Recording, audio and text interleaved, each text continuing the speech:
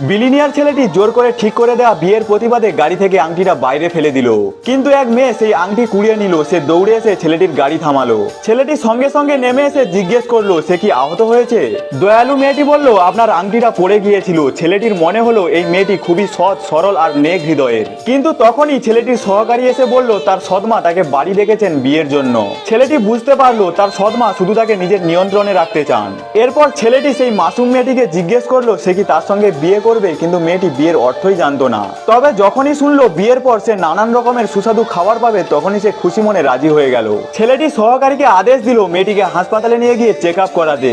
কিছুক্ষণের মধ্যেই সহকারী জানালো মেয়েটির মস্তিষ্কে আঘাত হয়েছে আর তার মানসিক বয়স এখন মাত্র 6 বছরের শিশুর মতো। বিশ্রাম নিলে ধীরে ধীরে তার স্মৃতি ফিরে আসতে পারে। কিন্তু ছেলেটি জানতো না এই মেয়েটি আসলে এক ধনী পরিবারের উত্তরাধিকারিণী। তার প্রাক্তন বাগদত্তা আর ছোট বোন মিলে তার সম্পদ ছিনিয়ে নেওয়ার ষড়যন্ত্র করেছিল। আর সেই সময় সে স্মৃতিভ্রংশ ভুগতে শুরু করে। ছেলেটির মেয়েটিকে খুব ভালো লেগে গেল। তার ভেতরে যে নিষ্কলুষ সরল এনার্জি আছে তা তাকে টানলো।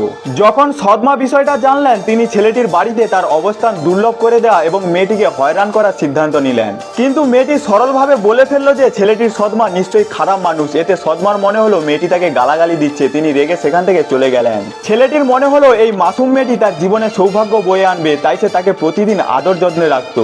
এরপর ছেলেটির সহকারী ফোন করে জানালো এক ব্যবসায়িক অংশীদার হঠাৎ করে 10 বিলিয়নের প্রজেক্ট কেড়ে নিয়েছে। ছেলেটি খুব চিন্তিত হয়ে পড়ল। কিছুদিনের মধ্যেই যখন মেয়েটি বাড়িতে একা ছিল, প্রতিশোধ নিতে সদমা গোপনে তাকে তুলে নিয়ে গেলেন যাতে ব্যাংকুয়েটে ছেলেটিকে অপমান করা যায়। সেখানে সবাই বিলিনিয়ারটির মজা করতে লাগলো সে নাকি এক পাগল মেয়েকে বিয়ে করেছে। আরও খারাপ হলো একজন চাকর মেয়েটির সামনে একটি হার ছুঁড়ে দিল, কিন্তু পরের মুহূর্তেই মেয়েটি হারটি তুলে সদমাকে দিয়ে দিল। সদমা কিছু বোঝার আগেই মেয়েটি সোজা তার উপরে গিয়ে বসে পড়লো, কিন্তু তখনই ছেলেটি সেখানে এসে সব দেখে ফেললো। স্ত্রীর এই কৌতুকময় বুদ্ধি দেখে সে খুশি হলো, কিন্তু সদমা অভিযোগ তুললেন মেয়েটি নাকি ব্যাংকুয়েট নষ্ট করেছে। ছেলেটি স্ত্রীর পক্ষ নিয়ে বলল যতক্ষণ সে খুশি ততক্ষণ আমি তাকে আমার সবকিছু দিতে প্রস্তুত। পরে মেয়েটি কাপড় বদলাতে ড্রেসিং রুমে গেল। সেখানে আবার সদমার সঙ্গে দেখা। সদমা মুচকি হেসে বললেন যদি ছেলেটির রোজকার কথাবার্তা তাকে জানায় তবে তিনি প্রতিদিন একটি করে ললিপপ দেবেন। কিন্তু মেয়েটি সদমায়ের প্রস্তাব ফিরিয়ে দিল। এতে সদমা রেগে গেল।